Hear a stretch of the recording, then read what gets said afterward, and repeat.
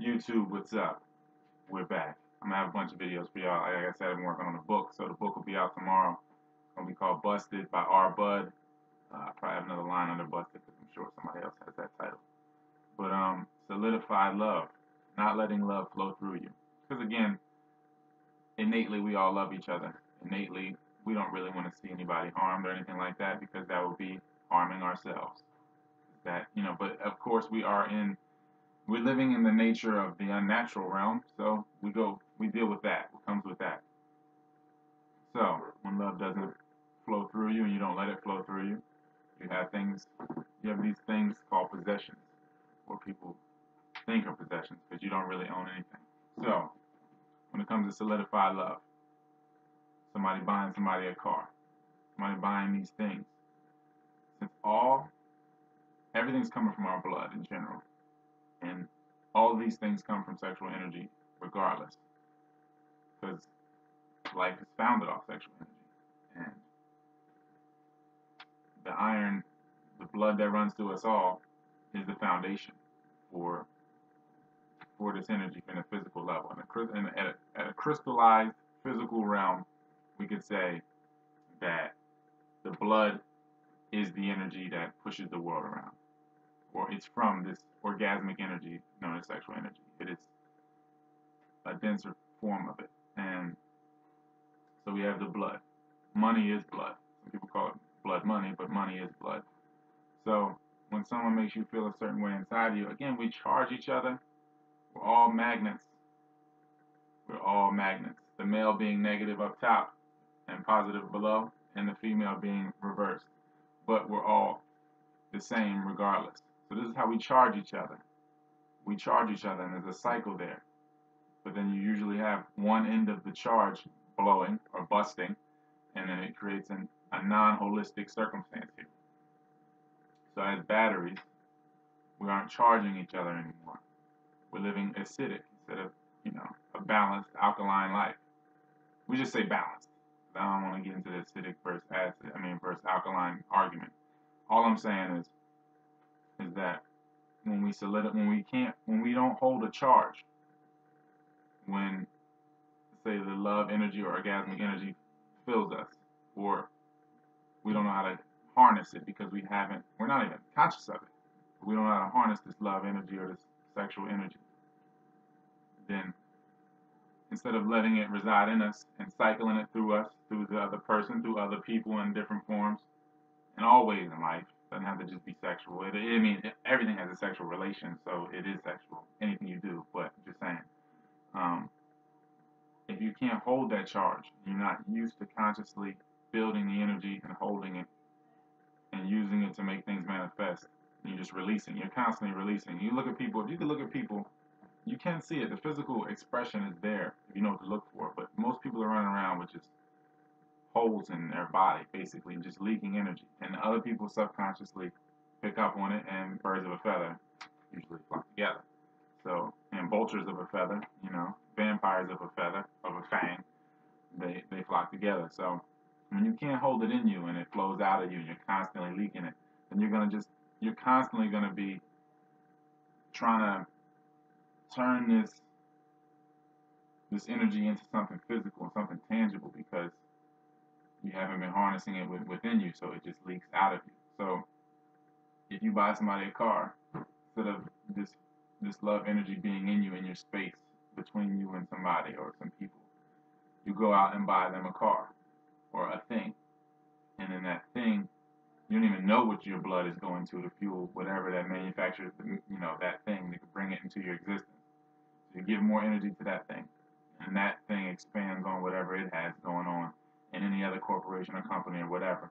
So this is how these things, the ripple effect comes from being possessive. It's a massive effect when we are possessed by a thought. And when we just think about the birth of anything and making anything manifest in general. If we look at the principle of life, we have the ether, or dark matter, dark energy, whatever, the nothingness or nothingness that goes, we could say goes into this ethereal realm. And then from there, the male principle. From the male male principle into the female principle and into the density.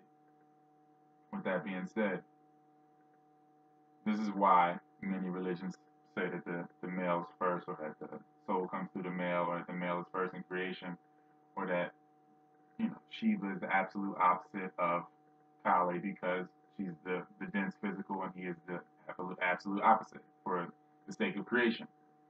So regardless of however you want to say chronological order, who comes first or whatever, it's a chain. So it's whatever. It's all one really. It's a universe. So we have a thought coming through the ether, and again, you can think of yourself more so as a thought, as consciousness, a thinking, or a thing that has this mechanism of thinking, or this awareness that can use that. You impregnate the male first with a thought, and then that builds and impregnates the female. Now, whether that thought is a child, whether that thought is a Benz, whatever the case may be, your creative energy, your sexual energy is being funneled in this manner. So this is what's going on from the nothingness, from pure awareness to the ether, to the male principle, into the female principle, and into the world. Now again, we're all male and female, and we are the world. So this is happening at an internal level, at an individual level first, and then it dips into our relationships and families and all these things. So impregnation starts with the male, and getting the male to sow a seed or allow a seed to be sown. Again, watch those new moons, because that's when seeds are sown most effectively. That's when habits are built. That's when habits are destroyed, for better or worse. So, you have to understand that the impregnation starts at that type of level, and it's coming from that through the male principle into this dense realm. So, whatever the case may be, if you can't harness the energy and build the energy and go to different levels, because the more energy you harness, the more you can experience. Each wavelength is a different experience, and you can't go on until you've moved on from another. So you're going to conflict with the next life lessons if you stagnate at a certain wavelength. Most people just stagnate, and then they say they love who else is also in that stagnant position with them. Then they have a child that is there to fix that situation that has to do with all three of them, and they assume dominion over the child, and then no one ever really gets anywhere. No one ever really gets to the next wavelength in anything, because again, money is energy, so they never get to another level of money, because it's levels to this shit. So whether you want to say up or down, it's all an experience.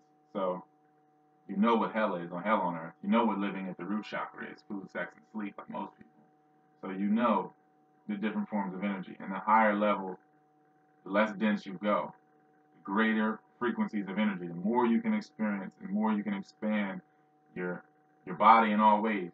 Your emotional body. You can feel things that you never felt before, and then you just be appreciative of being able to feel a certain way, and think a certain way, and see different perspectives, and just being able to experience through the body these experiences. But if you stagnate in the water, stagnation, it gets stale too. Everything can stagnate. So regardless of your sign or what you're prone to in your physical body, in your zodiac, whatever, your animal circle,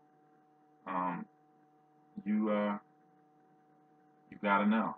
You gotta know that you really need to hold on to this energy and charge yourself, charge each other, your family, your spouse, all these people, your spouse.